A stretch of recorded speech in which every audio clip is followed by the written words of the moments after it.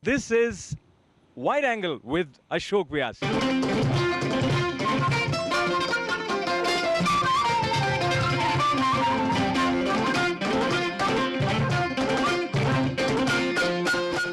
Namaskar, I'm Ashok Vyas, and in today's Wide Angle, we have a wonderful guest with us. When I say wonderful, his wide range of experiences as well as wide range of his knowledge makes him wonderful. And before I say more about Gadadhar Pandit Dasaji, who has come up with his autobiography at such a young age, that you would wonder why a person at such, call it a tender age, would make an attempt to write his autobiography. And then as you start reading, you start knowing more about the layer, how layer by layer life unfolded, various experiences for this gentleman who is sharing his wisdom with people who are caught up in the urban setting and trying to come out of themselves in various ways. So, leaving me aside, welcoming Gadadhar Pandit Dasaji. Namaskar. Namaste, thank you very much. Panditji, let's talk about love to begin with. So, there are many people who talk about love. Even when they say that I love you, they really don't have 100% idea of what is it that love refers to. So in your opinion, what is love? Well, love, I think, has to be synonymous with the idea of sacrifice. You know, when you love somebody, you're willing to sacrifice your time, your energy, your money, whatever it takes. If the beloved calls and they need you, and you're sitting at home watching the game and you're not willing to go out there, then I don't know if that can be called love. So true love means that you're sacrificing your own comfort and making yourself available and ready to do the needful for the person that you care for.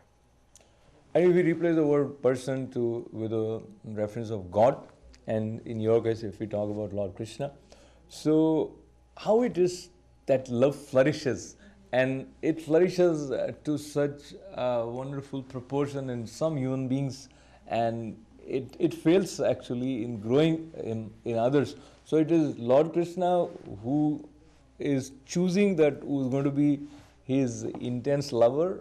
How this relationship with respect to love works? Well, it's explained that the love for God, if you want to call God Yahweh or Jesus or Allah or Krishna, love for God is inherently dormant within every living being. Every living being. And through spiritual practices, what we're trying to do is we're trying to awaken that love. And so ultimately, it's the free will of the individual. Because Lord Krishna is in the heart of everybody. He's waiting for us to turn to him. It's explained that, like a beautiful analogy of two birds sitting in a tree. One bird, which is the living being, is enjoying the fruits of the tree, of the world, eating this fruit, that fruit, some are sweet, some are bitter. And Lord Krishna is patiently waiting as the other bird. But the moment the bird who's eating the fruits has tasted too many bitter fruits, decides to turn towards a higher source of sweetness, a kind of fruit, a kind of relationship that won't disappoint it. And at that moment is when Lord Krishna starts to make arrangements for that living being to start to come towards him. Just like this love between a mother and a child increases, the child is eating, the mother is cooking, but the love is increasing between both of them. So again, what you just said, it probably is very profound, but many people will find it difficult to connect with it, and they say, what taste is taste, and the relationship with God, and I mean, this is just, I'm trying to avoid the words which shouldn't come here. So they would say that this is just a made-up thing, and it is very difficult for you or anybody to convey that experience. Yes. And that is where, when you start interacting with students at Columbia University as the first Hindu chaplain in the university, these kind of difference of perception with respect to what you are saying in spiritual matters probably must have been quite a frequent thing for you to encounter? most of the students I deal with, and of course I talk about my interaction with students in my book, and most of the students I dealt with are not Hindus. Most of them are coming from Jewish, Christian backgrounds or agnostic backgrounds. They're looking into spirituality. And it's true, somebody hearing what I say may believe parts of it, may not believe parts of it. But as they say, the proof of the pudding is in the tasting. So unless you actually eat food that has been offered to God and tasted it, you won't know. So if you have never tasted apple pie, I can tell you how good it is until I'm blue in the face and you won't believe me until you try it yourself. And student after student, thousands of students have come to me and said, this is some of the most amazing food that I've eaten. And they even tell me, I tried to cook it on my own with the recipe you gave me and it didn't taste the same. And I tell them, yes, one key ingredient is missing that cannot be found in a store. And that ingredient is bhakti or love. And that... Let me again interrupt you Okay. here. This ingredient of bhakti and love, you cannot go and buy on any supermarket, or there's no mall which sells this ingredient of bhakti or love. And since you are in a very unique position in terms of the range of your experiences, you were also trying to sell properties, or as a real estate agent in New York once upon a time, if I say that. Yeah, I was a loan officer in New Jersey for a couple of years. I see.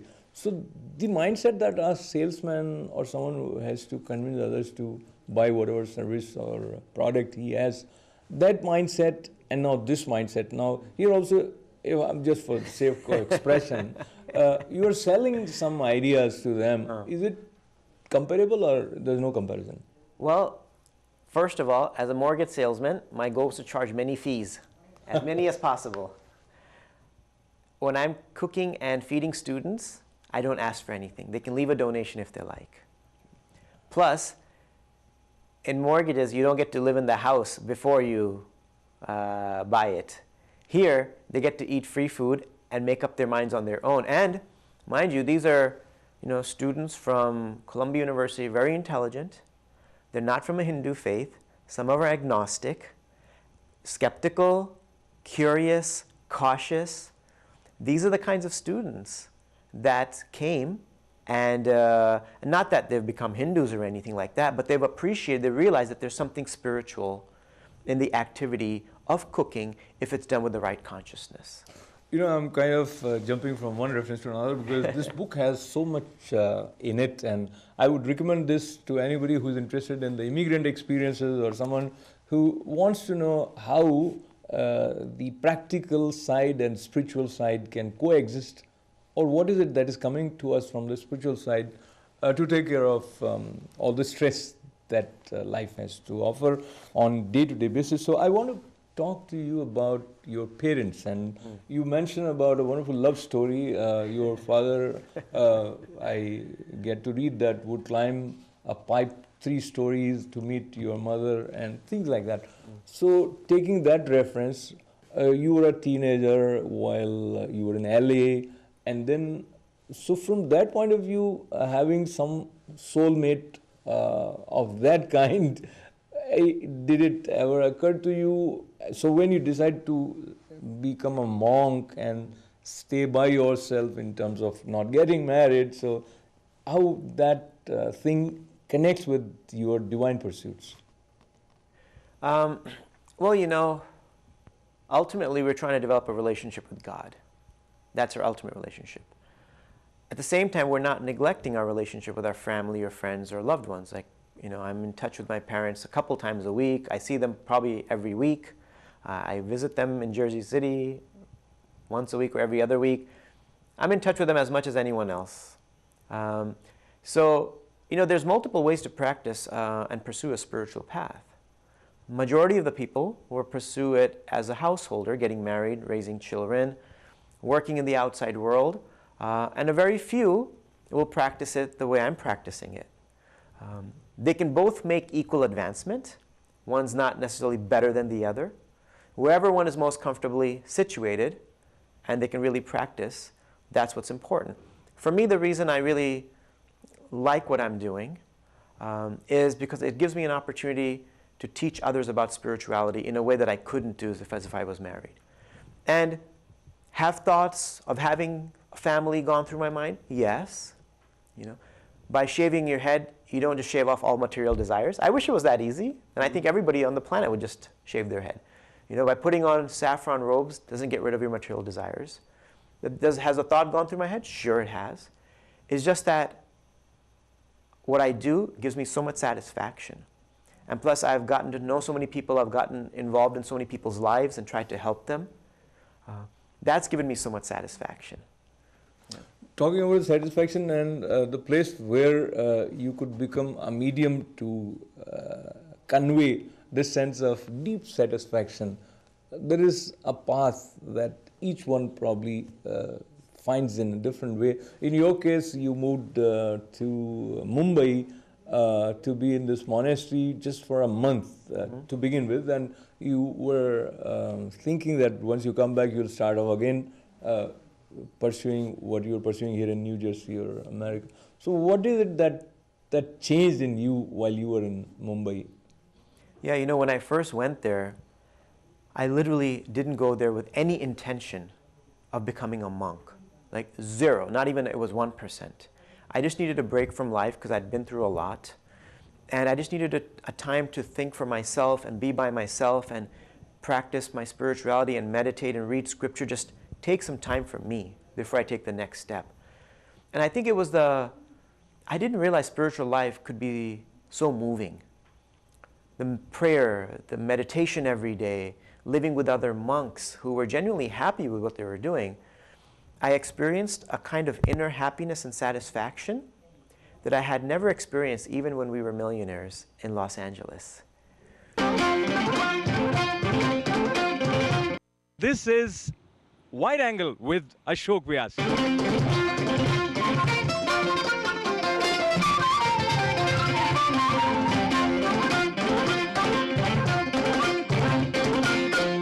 I remember even when we had everything, I always noticed that there was something empty inside of me. When even everything was great, somehow at the end of the day there was a mild emptiness, which I had kind of learned to ignore. Because if you have friends and you're having fun, you assume that that's what life is all about.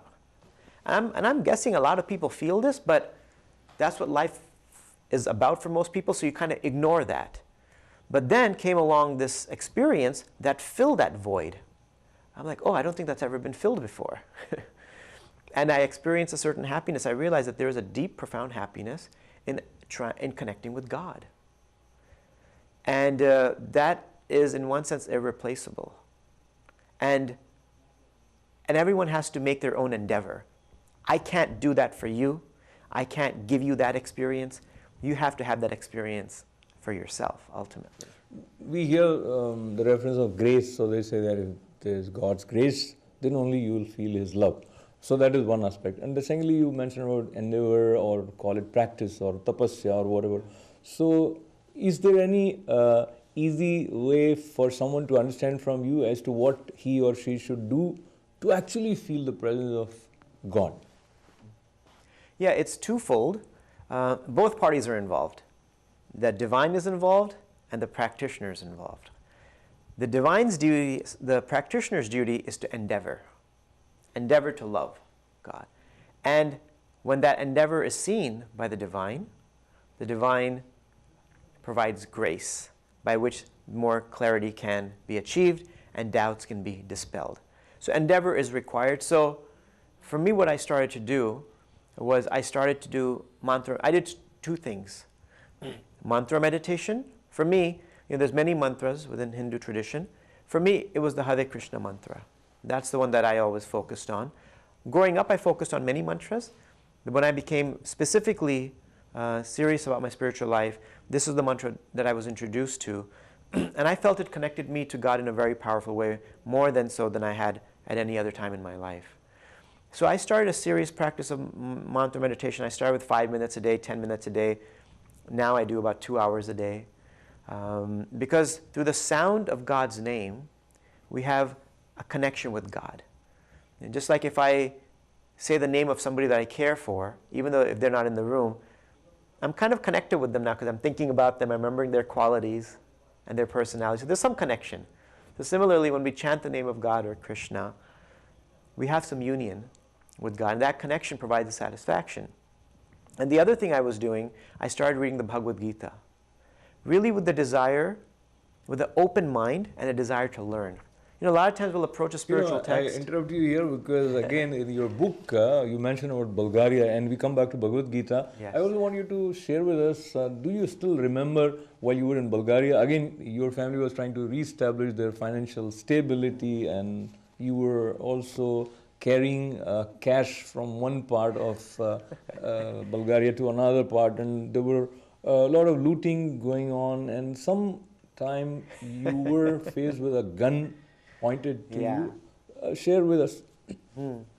Well, so Bulgaria, as I talk about my journey going from India, growing up in America, then I explained my 2 years in Bulgaria, which were really, in one sense, the only way to describe the experience is a pretty crazy experience. Because Bulgaria had just come out of communism, and hardly anybody spoke English, and things were a little topsy-turvy.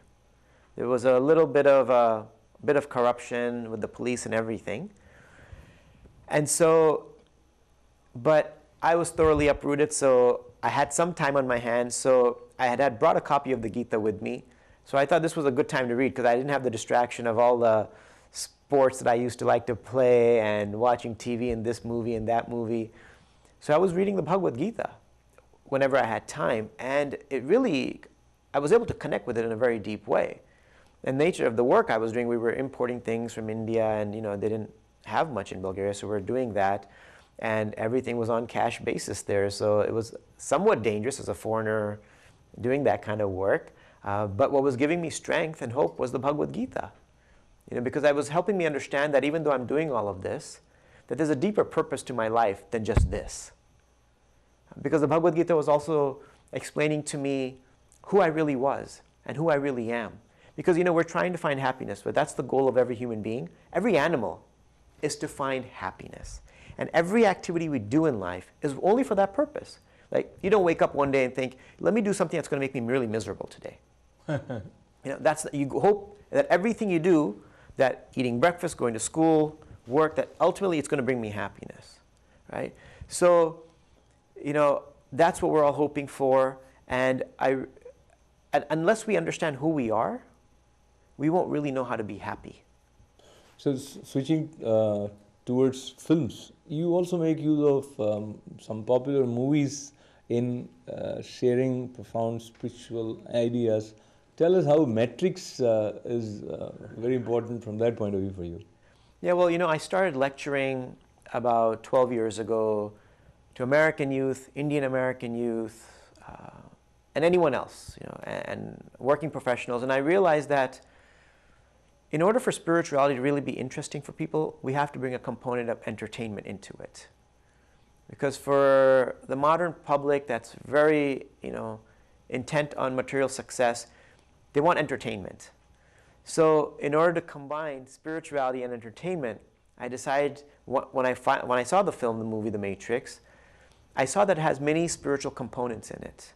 Because first of all, there's the character of Neo, who's looking for something greater in life, which is kind of like the character of Arjuna, who's confused and he's looking for what his purpose is in life. What is he supposed to do when he's depressed and he's anxiety? Right? And my situation was similar too, when I was going through anxiety and uncertainty. So there's that component of the main character of The Matrix goes through a confusing time, and he's looking for a higher reality. He understands that the reality he's living in presently is not real, it's illusory, it's temporary. He kind of feels this, but he can't fully understand it. So he's always looking. Of course, he's looking on the internet. As practitioners, we look in the Bhagavad Gita. And then ultimately he finds that there is a spiritual reality. And so I was connecting when I show the clips of the movie, I compare it to the teachings of the Bhagavad Gita, and people love that because they get to see a clip of a movie, right. Eat their popcorn, and connect it to the Bhagavad Gita, and then I connect it to also my own experiences of looking for another reality, a deeper meaning in life. So deeper meaning in life, once upon a time we used to think that you have to go to some Himalayan sage somewhere in the cave, or there is certain way to approach them. But now, right here in New York, you can approach him through emails, through Twitter. He's also on Facebook. And so all these modern ways of communicating and connecting are also a part of the system with which spirituality is also approaching you.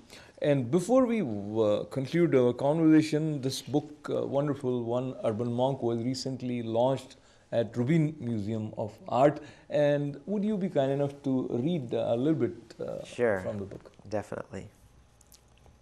So I'm reading from the very beginning of chapter 5, which is called The Monks of Mumbai. I knew something had to change, but I had no clue what I should do. Our family's financial situation was still very precarious. We had still not recovered from the collapse of our family fortunes in Los Angeles. One day, as I was sitting in the New York temple, looking up at the altar in a mood of desperation, I prayed for something to happen, and something did. The temple president announced that a trip was being organized for those interested in going to visit some of the holy places of India. Right then and there, I knew instantly this is what I had to do. I had to go to India. I desperately wanted to get away from my job, the depressing situation at my home, and the intensely materialistic environment of America. Deep down inside, I knew this was the answer, and I had to follow this calling. I felt as if God had heard my prayers and was giving me the much needed direction. I'd been looking for. Not too long after that, my father succeeded in some of his business deals and was able to maintain the household affairs on his own. I knew at this time that I could quit my job if I wanted to and perhaps go to India. But seeing my father's business succeed, I was tempted to join him and treat myself right for a change. After all, I had experienced pretty serious financial and emotional hardships for almost 8 years since I had left Los Angeles. There was a voice within me saying that this was the small window that had opened up to pursue my spiritual life, and that if I didn't jump through that window and go to India, that window might close and not open up again. So you didn't let that window stay closed, it opened and you went there. And many times we feel that people go to India and they come back and talk about stories of corruption or all that which is happening, jumping and bothering us through headlines of newspapers. And in the book Urban Monk, we come to know that Gadadhar Pandit Dasaji's eyes were also not closed to all that. But essentially, what is it that you are seeking? That is what you probably find. So we need to be more clear, as becomes clear through this book also, that we should pay attention to what is it that we are looking. If we are looking for the divine, we'll find it, and there'll be ways to find it, I guess. I see Panditji nodding at this thing. So I really appreciate you coming to our studios, and I wish more and more people get the benefit of getting this quick way of assimilating all these wonderful wealth of experience and insight that you have packed in such a wonderful book. Thank you very much for writing the book as well as coming to our studios. Thank you very much for having me on your show. UrbanMonkBook.com is the place to find more about where you can find the book. And my guest today, Gadadhar Pandit Dasaji. This is Ashok Vyas, thanking all of you for being with us. Namaste. This is Wide Angle with Ashok Vyas.